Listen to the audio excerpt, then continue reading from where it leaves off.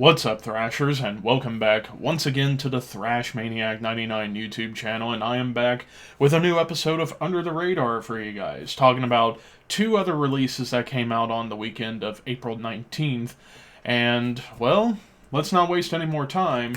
Let's get started. So the first album I'm talking about is from Atrae Bilis with Aumicide. This came out, like I said, on April 19th, this time on 20 Bucks Spin. And this is a Canadian-based technical death metal band, but not quite the technical death metal that you would probably think. There's not really like a whole lot of that like crazy guitar masturbation that I often associate a lot of tech death bands with. This case, it's technical in the sense of how the songs are put together, and some of the guitar riffs are quite technical. But yeah, this is definitely more on the chuggy and dissonant side of tech death. Like, lots of nods to bands like Gorguts, Suffocation, maybe even Ulcerate in terms of the dissonance that you do get on here. And the dissonance on this album's flat out ugly. You get some really cool double time moments. There's also a lot of hardcore grooves going on here, which I was not really expecting. Great triplet chug, so I'd say if Jammin' John from Thralls of Metal heard this, he'd be getting hard at just hearing how chuggy and dissonant this album really is. Some off-time rhythms to add more to that more technical approach. The guttural vocals are just flat out putrid. There's even one track where it almost sounds like he's going for clean vocals, but it's not really clean vocals. There's some even like hardcore screams. Clean guitar passages pop up here and there. But then the one thing that bothered me the most about this album, and it really drags this album down, is that almost half of this album, it sounds like within the production they had this like glitch effect on some riffs and parts of songs, and I'm like, why? I don't understand why that was a thing, but yeah, it really does hurt this album quite a bit. But for some standout songs, the opening track, Hell Simulation, Inward 2, Abraxas, Kingdom of Cortisol, and Excruciate Incarnate. I thought those were the pretty big standouts on here, but if you're a fan of Ulcerate, Gorguts, Beyond Creation, and Suffocation, definitely check this out. I'm going to go with a 3.5. This is actually some pretty solid stuff. It's ugly, it's dissonant, it's chuggy.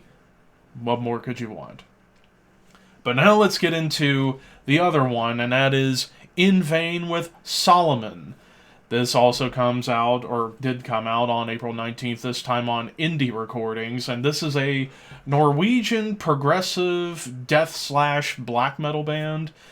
And boy howdy is it proggy. Like, there's so much in the way of progressive music going on here. You get some occasional dissonant melodies, but you get these like huge hooks and riffs that can stick into your head. The longer you listen to this album, it can just click just like that. Some lumbering grooves, some occasional black metal blast beats and tremolo melodies. The clean vocals on this album, I gotta admit, are absolutely gorgeous. Same with, I would say, the guitar leads on this album, the harmonies. Like I said, big hooks, not only in terms of the riffs, but even in the vocals. Some of that off-time rhythm that you would associate with prog. Now, the gruffer vocals kind of remind me of like a hybrid of Michael Ockerfeld and Nick Holmes when it comes to the death growls, but he does do some more black metal screams to kind of add a little bit to the black metal element that's going on here on occasion. And the saxophone that pops up here is quite tasteful in its own right. Occasionally even gets doomy, and even some triplet chugs come in on a couple of tracks. Some of the big standouts, honestly, the entire album you can just listen to, but for me, some of the favorites were Shadows Flap Their Black Wings, Season of Unrest, and Where the Winds Meet.